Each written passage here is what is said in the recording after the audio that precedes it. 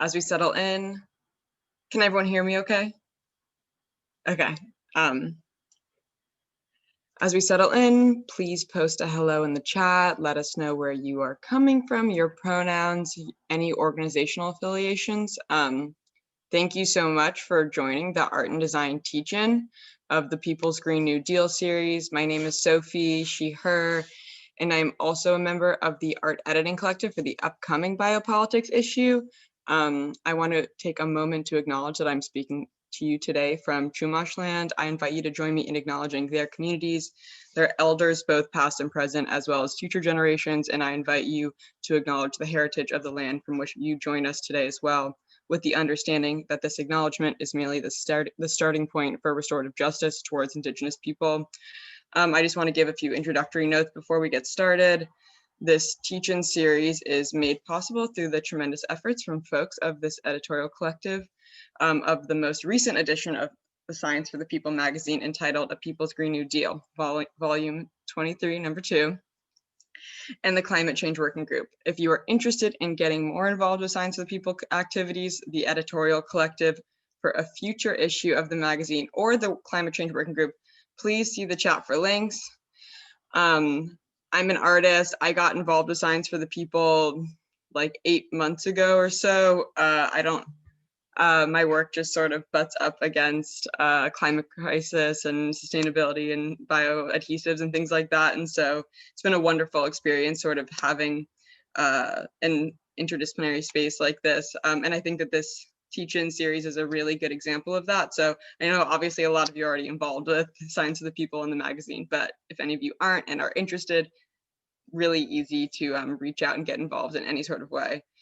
There are also links in the chat to subscribe to Science for the People magazine and sign up for a special order of a print copy of the People's Green New Deal issue. Also, this teach-in series is endorsed by the Democratic Socialists of America, DSA, and the DSA Nationwide Eco-Socialist Working Group. There's a link in the chat if you'd like more information on the DSA. In this teach-in series, we'll be engaging from magazine contributors as well as other thinkers and activists on a wide-ranging issues intersecting with the Green New Deal, covering labor, energy democracy, agroecology, art and design, as well as looking at international and Indigenous perspectives. Great, thank you for that introduction. As a quick logistical note, I want to point out that we have closed captioning for this. If you look at the bottom panel of your pin, you can get AI closed caption, so it's not perfect and may have some amusing mistakes in it, but it's something that we're trying to provide to make this more accessible for everyone. Yeah, so today I'm going to kick us off by introducing this panel overall and then starting our first conversation. So today we're focusing on the role of arts and design in envisioning and building a Green New Deal.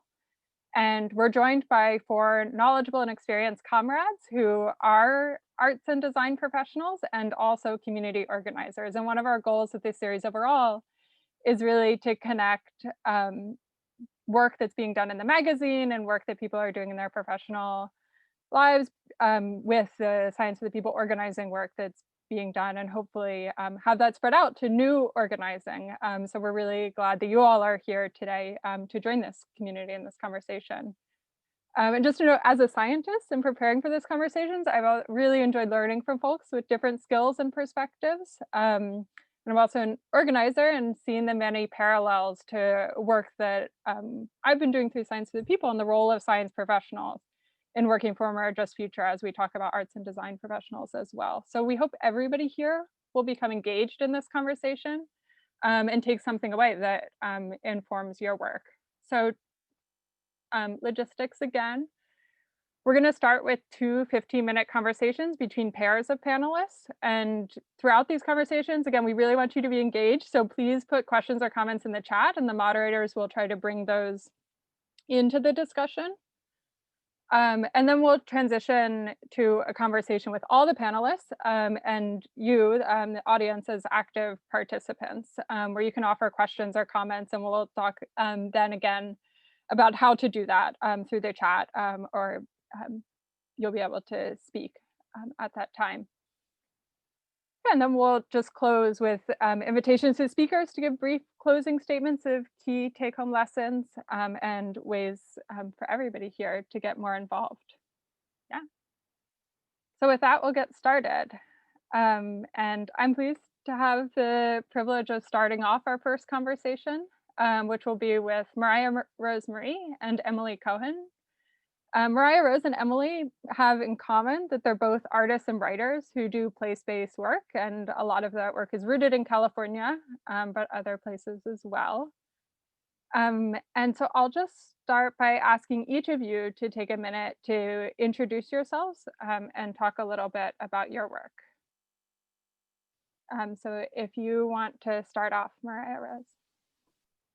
Okay, hi everyone. I first want to say I'm just so honored to meet all of you guys, and this is my first work with Signs for the People, and I'm just really excited to be here and a little nervous, but I'll get to it. So I'm a storyboard artist by trade for shows you might see like on Netflix or Cartoon Network.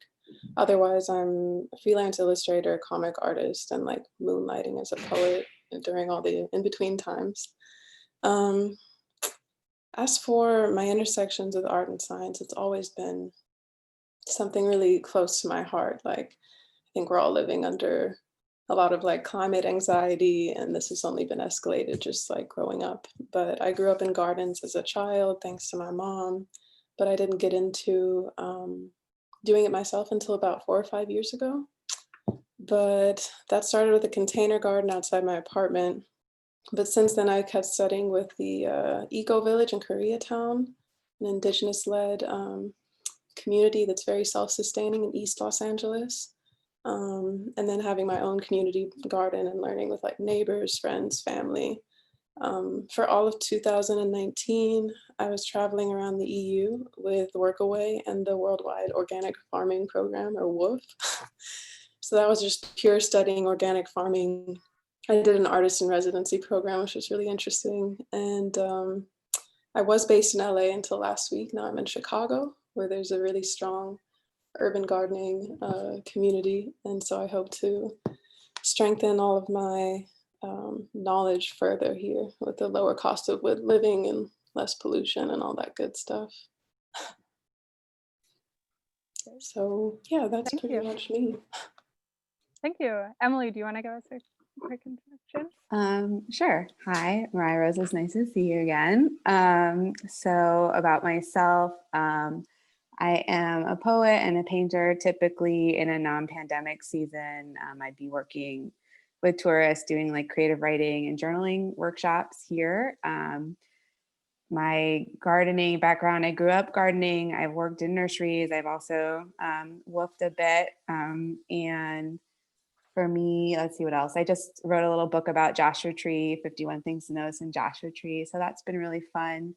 And I contributed a collection of poems to the magazine. I also have like a really long history of organizing and activism with across many different things. I'm a second generation in that way, and taking a nice, pleasant, long rest from that type of work presently.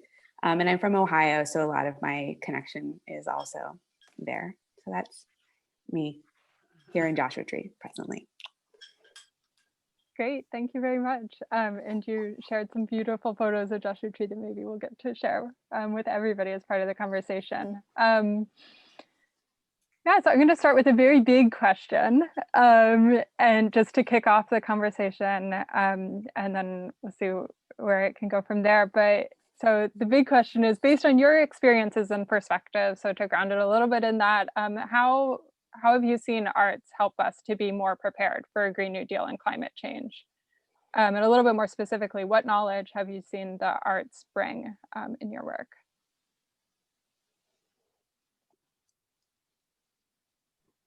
Okay, maybe I'll jump in. Okay, I took notes for this one because that is a big question.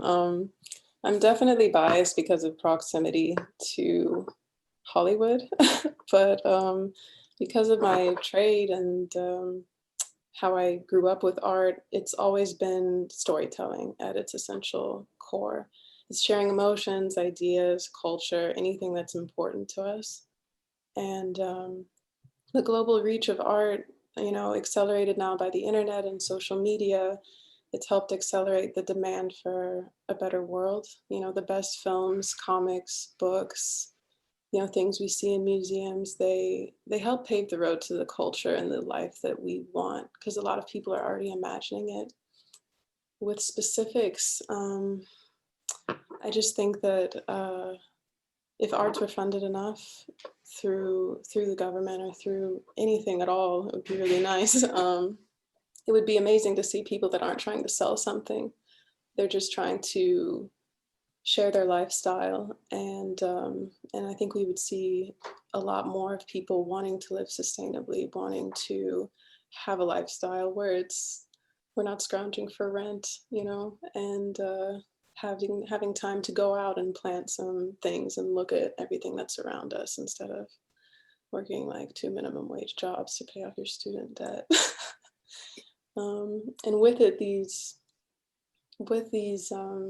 different imaginings, it's also, just a very clear outline to how we can change the future and make it something that we can see ourselves living in.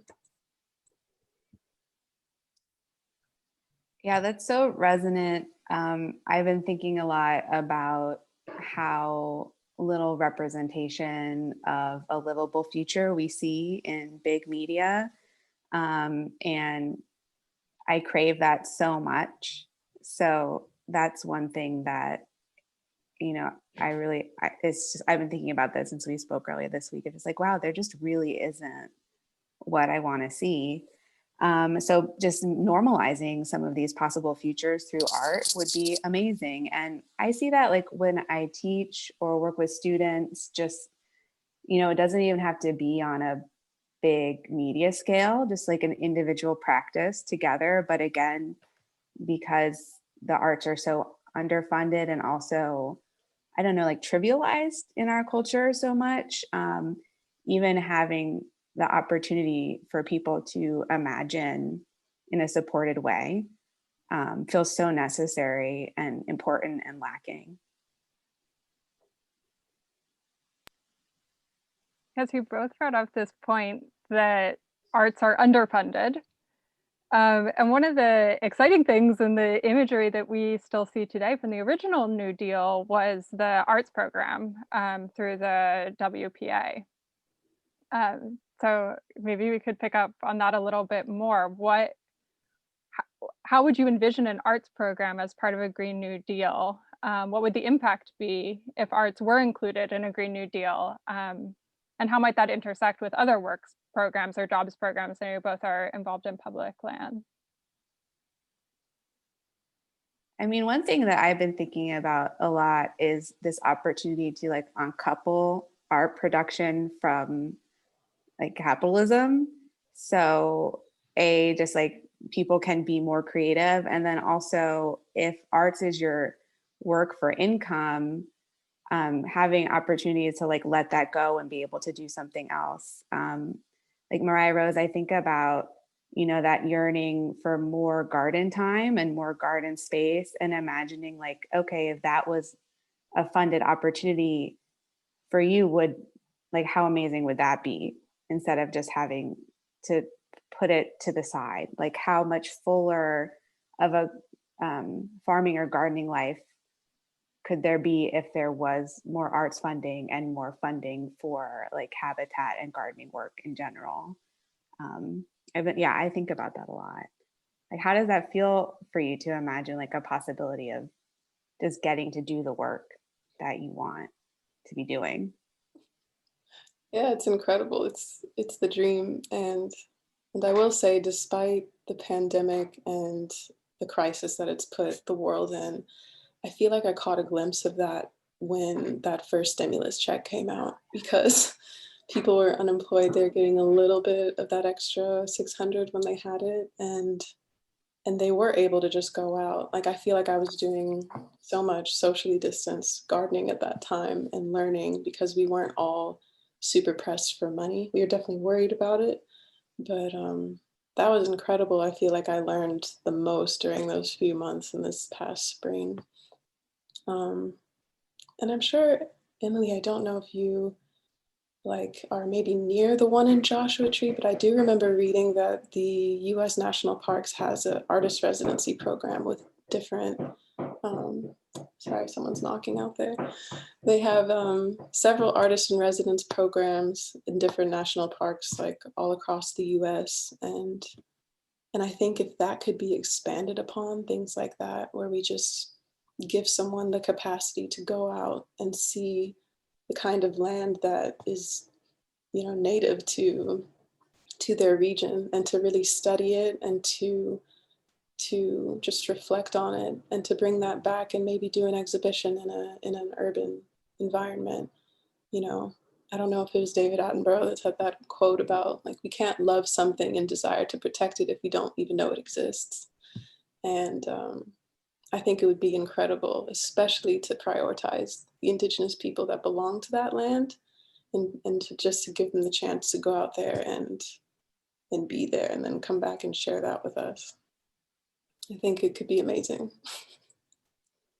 Yeah, and I think about that too, just the idea of a huge scale of expansion of these programs, because it's so selective, and it kind of, to me, brings in that like competition sort of element of, you know, who gets to have it, and just imagining just like an abundance of spaces and opportunities, like more opportunities than people who want or need them, so Yeah. that there's just plenty, just makes me so excited to imagine. Because it's like, if there's only a couple slots for people to come, then who gets to come, right? And who even has the opportunity to put in the work to get to come. So imagining with bringing arts into a Green New Deal framework of just an abundance of opportunity, and being supported to go, right? To be able to go and return to your community.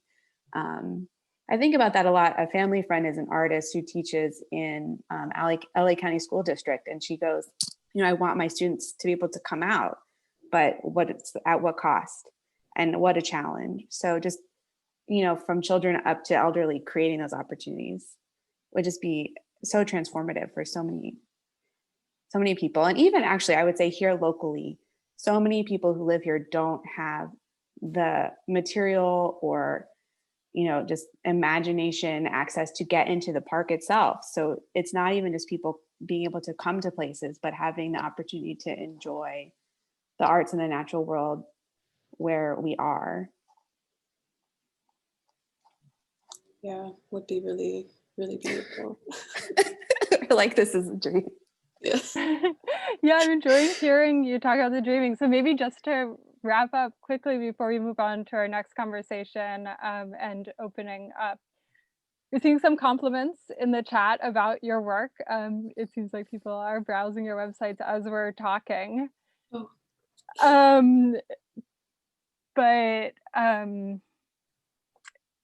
Yeah, so I was wondering if you could just talk a little bit more specifically about the arts that you're creating, and maybe a little bit more concretely about how this is intersecting with your vision of the natural world, and also as you're articulating with your visions of worlds beyond capitalism, or colonialism. I know, Emily, if you, yeah, Mariah Rosa talked about your chat. Emily, you in the magazine wrote poetry that related to like labor and park service, right? So kind of how that connection to the Green New Deal. I would love to see a unionized National Park Service. I think that would really change many things. So that is, I would say that for sure. And I think from my work, you know, as a poet, I'm very observational, and I like to just notice the beauty of the natural world and share that, even if it's just a worm or a cholla.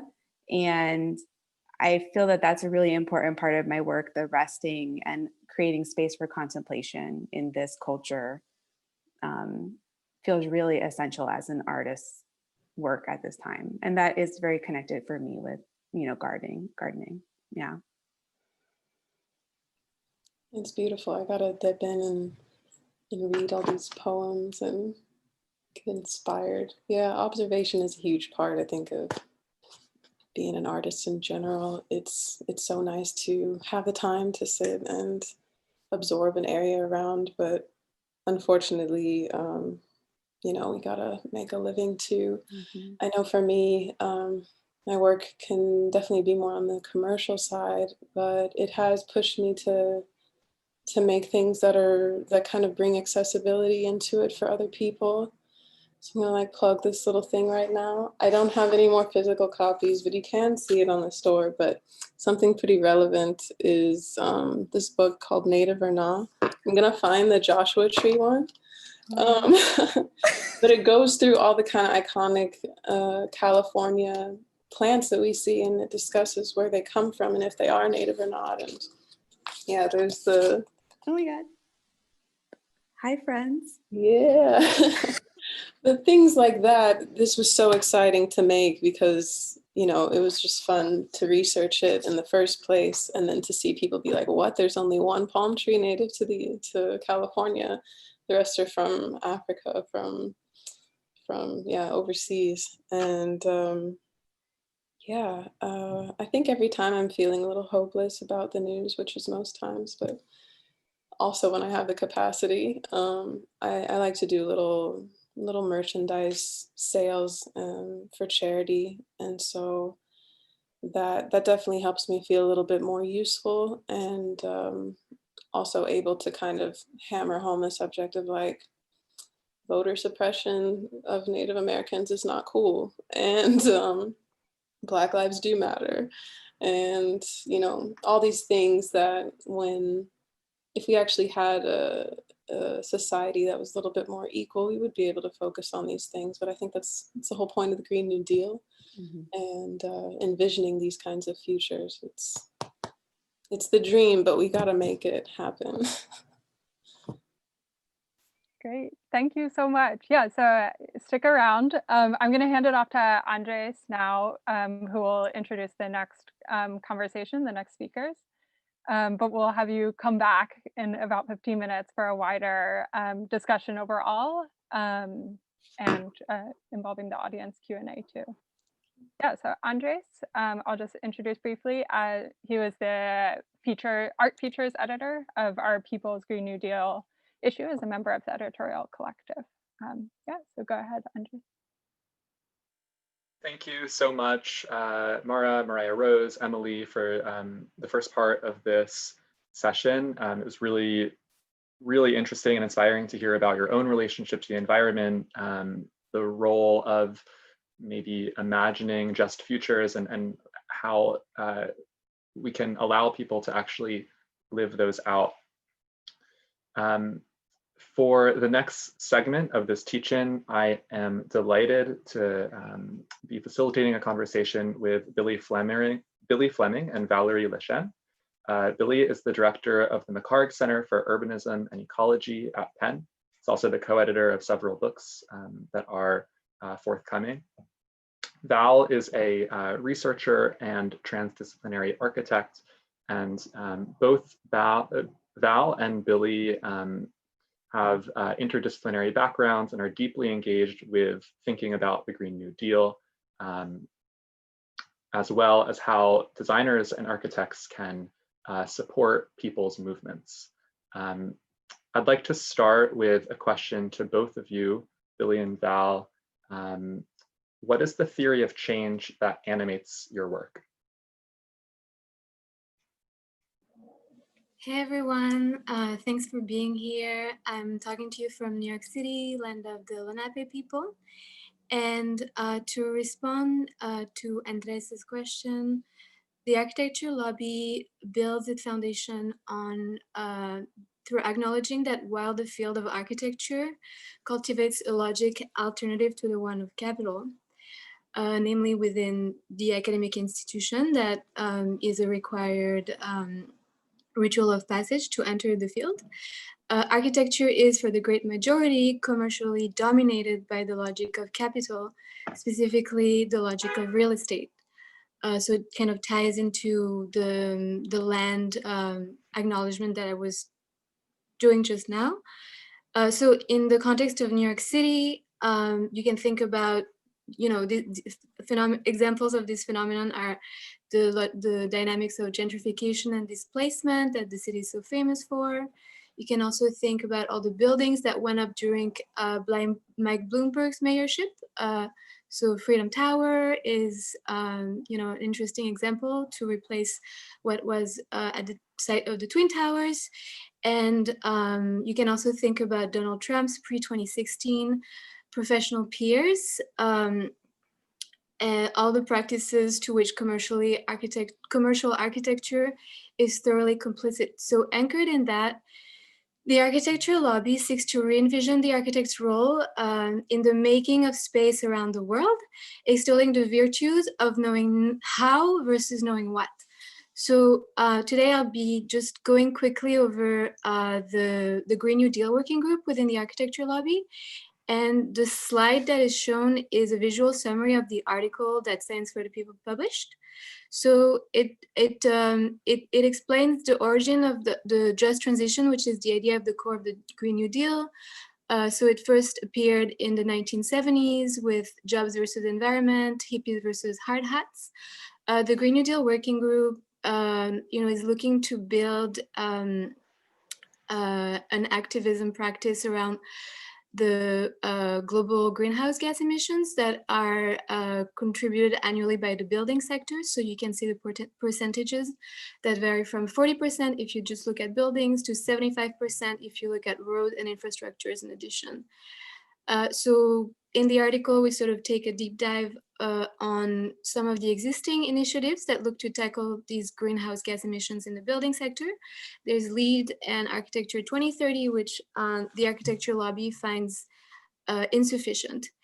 And so then I sort of go into a quick history of the lobby. It was founded in the mid 2000s. We've been engaging with a variety of movements, like we won't build your wall in response to Trump's 2016 wall.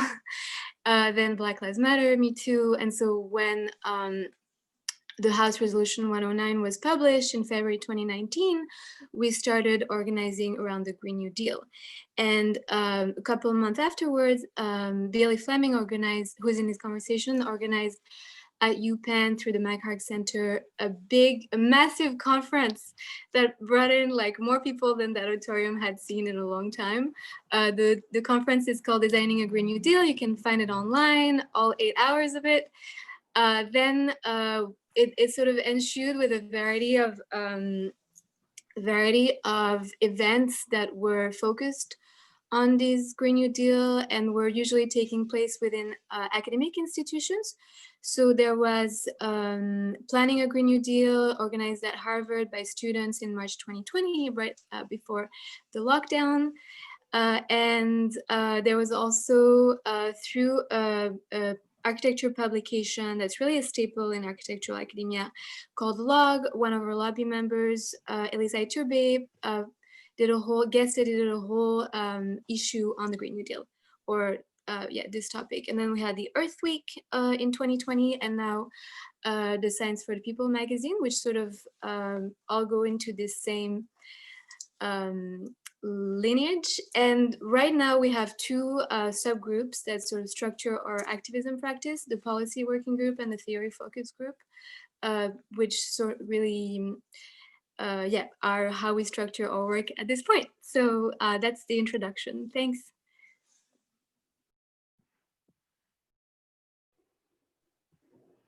Great. Well, I'll jump in too and just quickly say thanks so much again for having us here. It's lovely to see everyone, and especially to be able to do this with Val, who I've known through the architecture lobby for a little while. I'll start with, well, first I should say my dog is here. Some of you probably saw her link, so Pepper's around.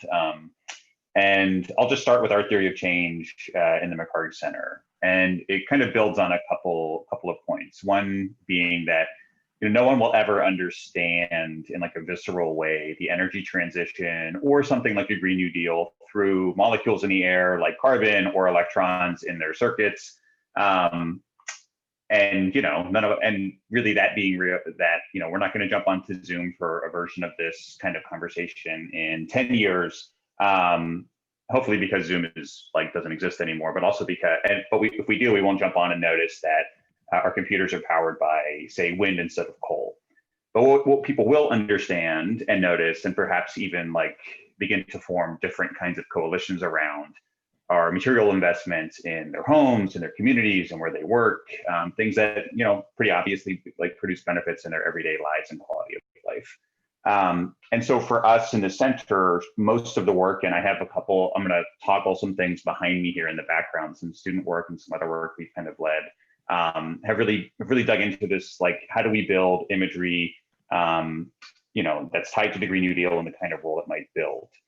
And that was important to us for a few reasons. One is that, as Val kind of mentioned, design as it's really practiced today, and I'm talking about physical design, not graphic design necessarily, but architecture, landscape architecture, the kind of built environment professionals, in practice is really indistinguishable from consulting firms like McKinsey.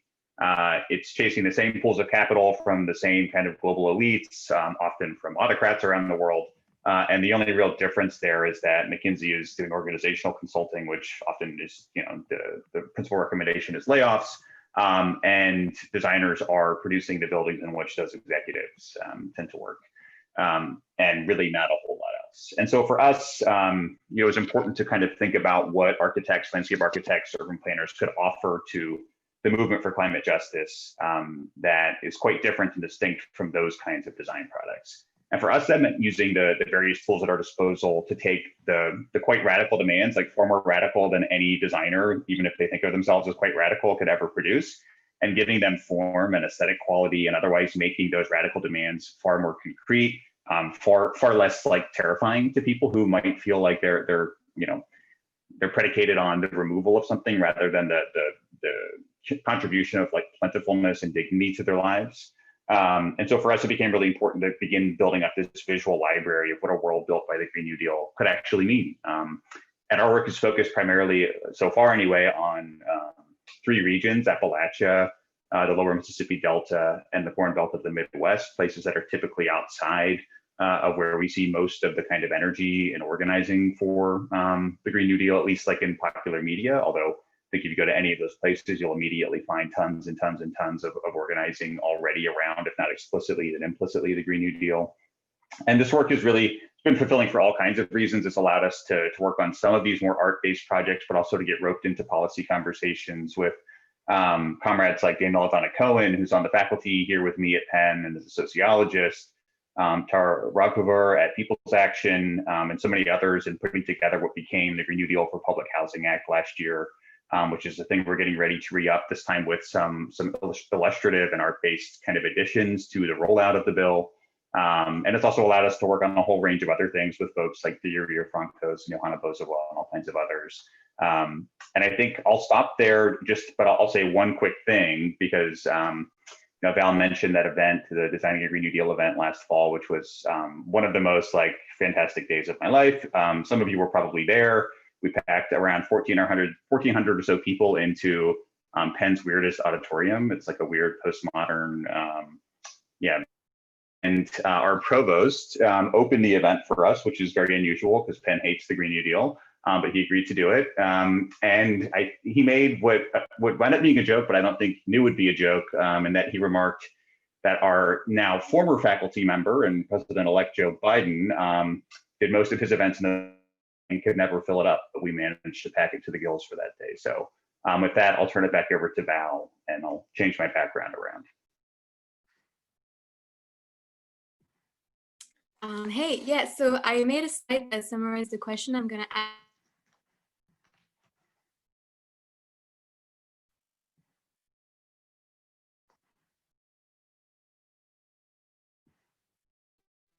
An implicit and explicit goal is the production of knowledge, advancing the Green New Deal. An implicit goal is the organization of a political base supporting a just transition in the field of architecture.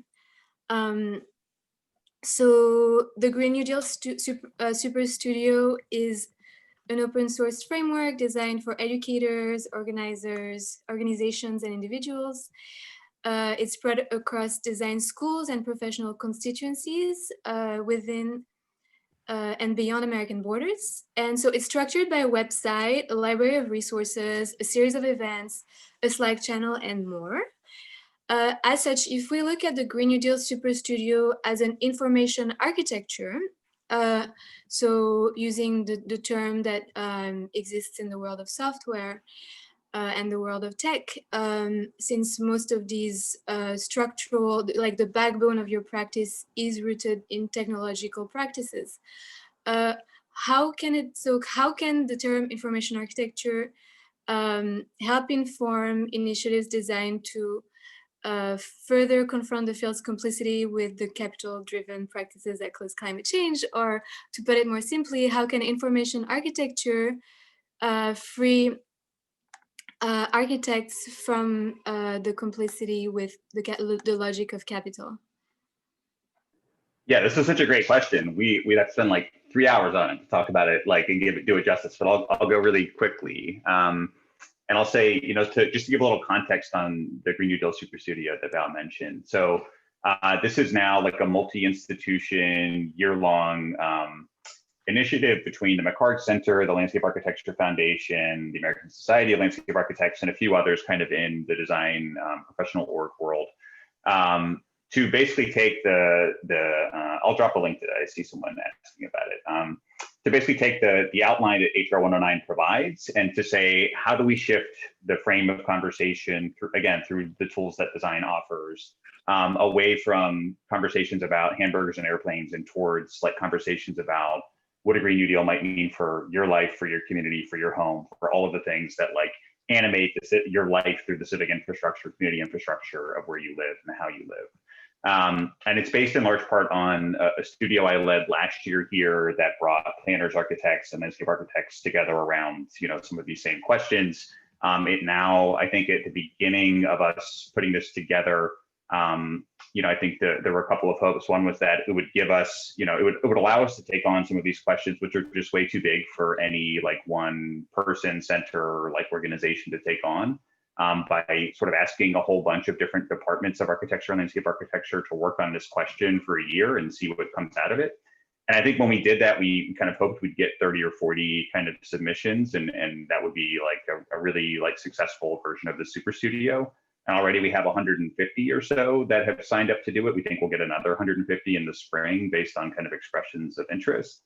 And I think in many ways, you're just kind of speaking to like the real energy and desire for this kind of radical and like far more left-wing work in schools of design all across the US, and is now being discussed in the UK through Commonwealth, which most folks on here probably know, and what's called the AA, the Architectural Association in London, and a few other schools of design there. It's very likely to get replicated in other parts of Europe, possibly in other parts of Southeast Asia next year. And for us is like the beginning of what I think will be a really exciting multi-year international kind of effort to begin, again, producing the kind of images of the future that folks who've been organizing around these demands for a long time can sort of push forward and continue to kind of give them and their organizations, their movements, things to organize around and more things to demand, in ways that can allow them to break through some of these conversations that often get shut down around what a Green New Deal might offer.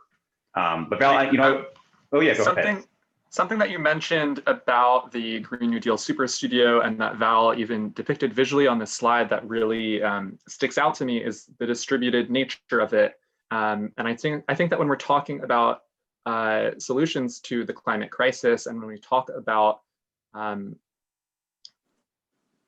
instituting something like the Green New Deal, there's often a view that you need to impose it from the top, and that you need to know exactly what you're doing.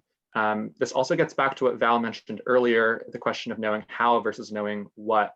So I'd be interested in hearing from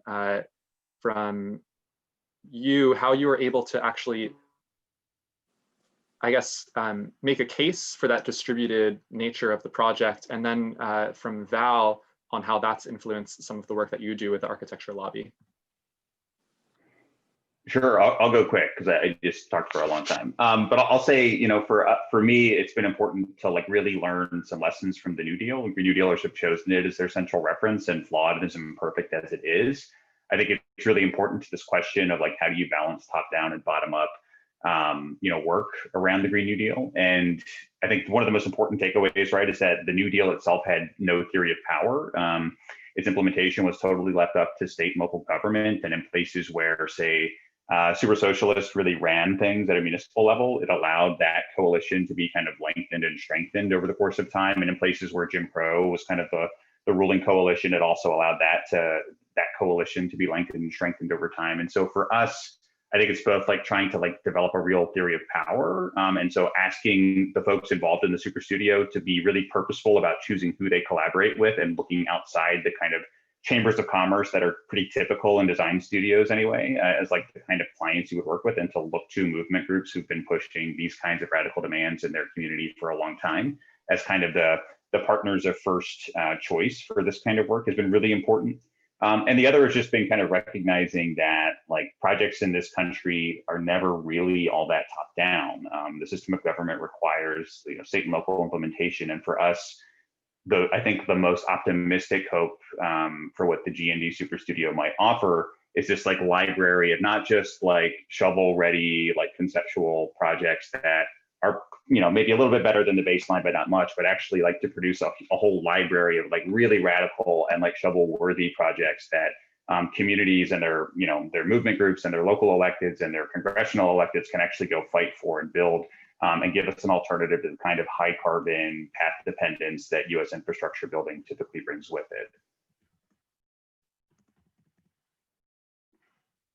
Yeah, so to answer your question, Andres, and to complement Billy, I think what the lobby became interested in is this digital infrastructure as space. So the software that enable these community mechanisms and their circularity to build, an active form that has a specifically interesting, maybe like flatter architecture or like structure than we are used to when we think about like typical societal hierarchies in capitalism.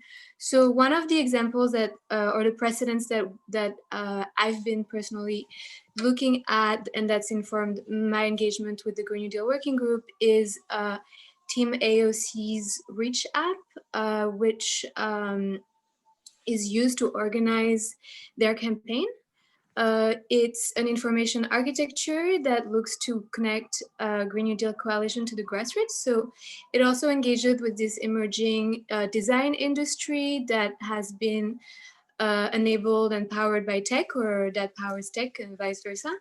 And that is not currently present or represented in architecture schools, but ties to other disciplines, like namely in engineering departments and in business departments. So this lens has been one that we've used to think about our digital practice and the tools that we can design to foster this rhizomatic coalition as represented in the slide from the first question. But then this way of looking at information architecture is also useful when thinking about what's happening today post-election in the Democratic Party, where we see a polarization similar to the one we've known when it comes to Republicans and Democrats. But within the Democratic Party, we have this rift, this division, these echo chambers, that we have become, that we're currently faced with when thinking about building a Green New Deal coalition on Capitol Hill. So that's another way that this theory or this way of looking at the Green New Deal more structurally can be brought into contemporary organization for change. And so if you think about this and the recent knowledge that came, or like discussions that emerged post-election, where there's been a focus on the education polarization that was tied to the electoral results, as well as like the Hispanic vote. that really like flattened all of the Spanish-speaking communities in the States into this singular voice, are sort of problematic features of the information architecture of electoral polls.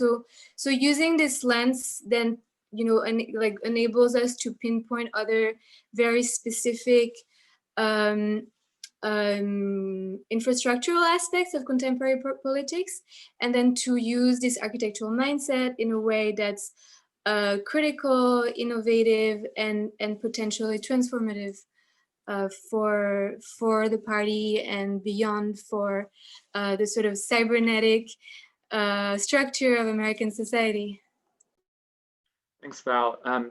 I think something that was really insightful that I heard from both of you is how you ground your practice and the way you approach your work in an understanding of history and a reading of power, which is not something that we always get from disciplines like design necessarily. And well, speaking as a scientist, I think there is often a preference of taking an ahistorical perspective, and something we can all learn from as scientists, artists, and designers is really the importance of grounding our work in a critical reading of history.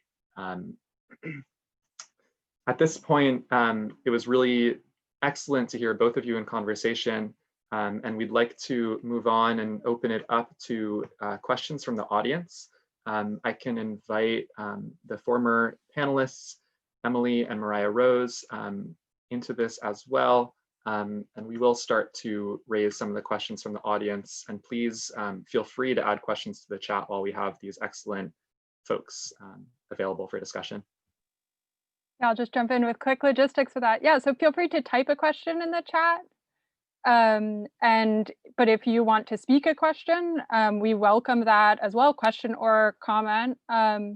And then just, if you want to speak, type your name in the chat, or the name that you would like to be called on by. So looking forward to opening conversation.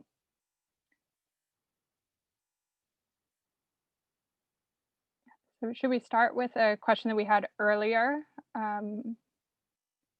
which is, how could art and design present a counterculture to the embedded system of consumption and materialism without resorting to a message, another manifesto, conference, or panel? So we'll open that to anybody who wants to go on, and then I see one person who would like to speak in the chat. I can speak on that briefly. I do a lot of work around, operating outside of our normal understanding of copyright. There's an idea of like cultural copyright that's tied to human rights. And, this is like a way of respecting indigenous art practices, and also just a way for people to, exist outside of commercial work. So, for example, like I love fandom and fan fiction, and the Archive of Our Own is an incredible not-for-profit, gigantic international community of people engaging in non-commercial arts together just for fun. And I think models like that are a really beautiful space to open up some of this counterculture and places outside of capitalism to create. It doesn't just have to be for profit. Adding on to the kind of internet subcultures, I found myself in a YouTube hole the other day that lifted my spirits so much. These TikTok teens have have a hashtag called cottagecore, and it's literally all the people that have ever said, I just want to go live in the woods or on a farm and just take care of myself, and it's people doing that. And someone's just washing dishes from the water pumped from a well, and then like making a strawberry pie from the strawberries they've grown, and people really latching on to that and seeing that it is kind of possible. I'm like, whoa.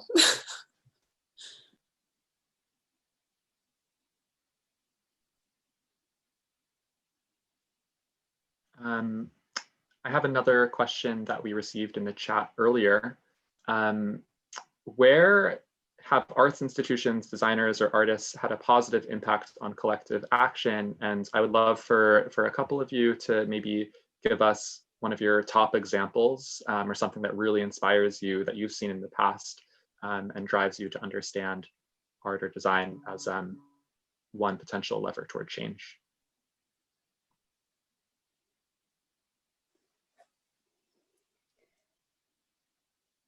Myself, I'm so inspired by the work of the artists working in Ajo, Arizona. These are people who are on the front lines of the battle to protect this land in Oregon Pipe. And these are artists and their work is visible. And I just am always so moved by what I've seen in Ajo. And I think that's an incredible, profound example. Very, very distant from, an urban center and just artists doing the work. Similarly, like Wild Idea Buffalo is a writer and his community working with Indigenous people to bring buffalo back to the plains. So I think that's another great example that's really influenced me. I'm really interested in the way in which TV shows in America then create touristic industries and sort of, create a lot of migration as well. So I would be interested in seeing a company like Netflix do a representation of, like Green New Deal type action. So if you think of Netflix representing through a soap opera, a sort of Green New Deal for New York City housing, the idea of hiring the people that live in public housing in New York and give them the jobs to then adapt the infrastructure of New York City housing to make it carbon efficient and carbon neutral. Like, what if a TV show engaged with that to then propel this curiosity about this type of action and then foster it's the taking of this example on a wider scale. This is the sort of example that came to mind.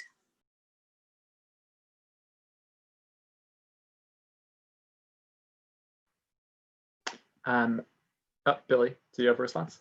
Oh yeah, sorry, I'll be quick. I mean, a group that I always think of for a question like this, who is fantastic, and I think doesn't get enough attention, is the Natural History Museum Collective. Not the Smithsonian, but the artists and activists. And I'm thinking in particular of, Becca Ekamanopoulos, Judith LeBlanc, Jason Jones, and their more recent, I think it's actually postponed, but soon to be held, the Natural History Museum's Supreme Court of Red Natural History, which is really about putting all of the cultural institutions responsible for sort of collecting and curating natural history in the West and the global North, literally on trial, and it'll be held in Pittsburgh, I think, when we're allowed to do things in person again. But their body of work is just really phenomenal, and I think is asking all of the most important questions about where design and cultural practices kind of fit within an anti-capitalist and post-colonial or decolonial agenda. I see so many great questions coming into the chat, so I'm going to start directing them to folks specifically. There's just a question from Lucy that is, I see initiatives like Architects Declare from the UK and in the US this year, and there seem to be architects who are eager to participate in discussions relating to climate and Green New Deal. But how do you think the profession can actually hold each other accountable? I would really love to direct this to Val with the Architecture Lobby. I think there's a lot that all of us can learn. So I think the award system in the profession is deeply problematic and rewards practices that are complicit with capital.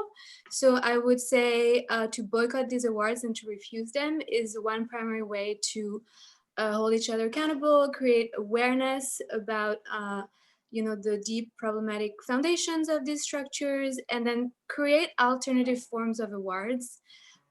Publications that also reinforce architectural practices that may be commercial, but that look to engage with the grassroots instead of private capital.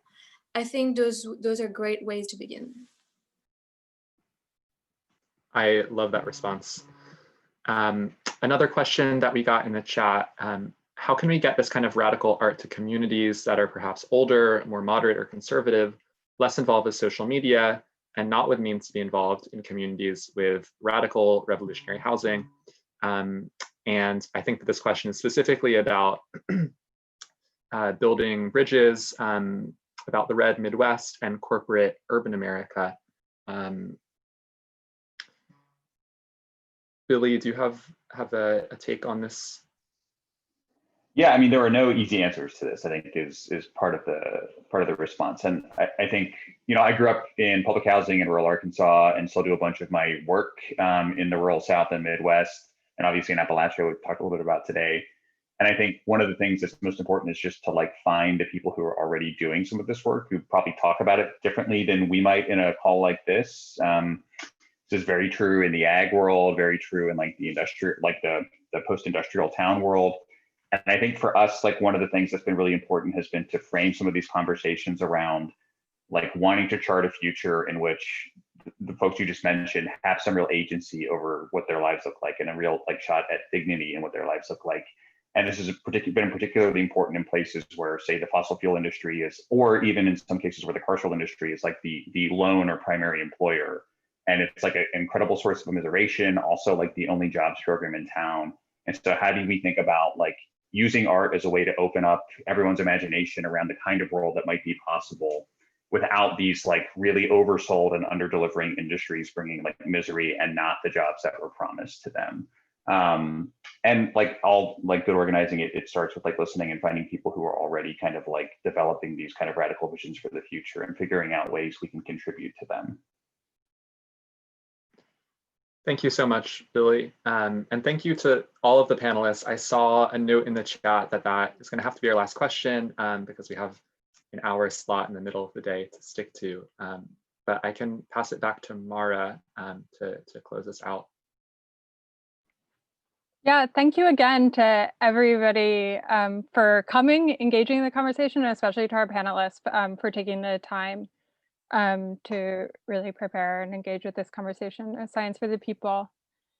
Yeah, so in closing, I want to acknowledge somebody who's been really instrumental to having arts really be the foundation and part of Science for the People from the beginning, which is Matteo Farinella, who's done, if you see kind of his iconic style in a lot of the Science for the People artwork. And to just say that arts and design have really been essential and important to doing this organizing work. And I appreciate this panel adding nuance and depth and breadth to all of that, and to invite everybody who's here to also join Science for the People or join one of the editorial collectives and to engage in this work and with Science for the People in any way. So there are more links in the chat for how to do that, and feel free to reach out to anybody here for that.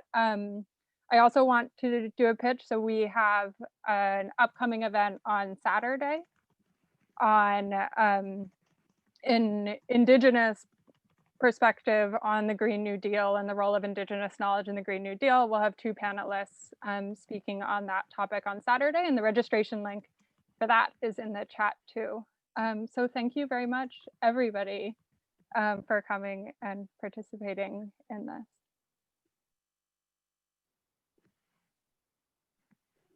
Thanks, everyone. Thank you so much. Thank you.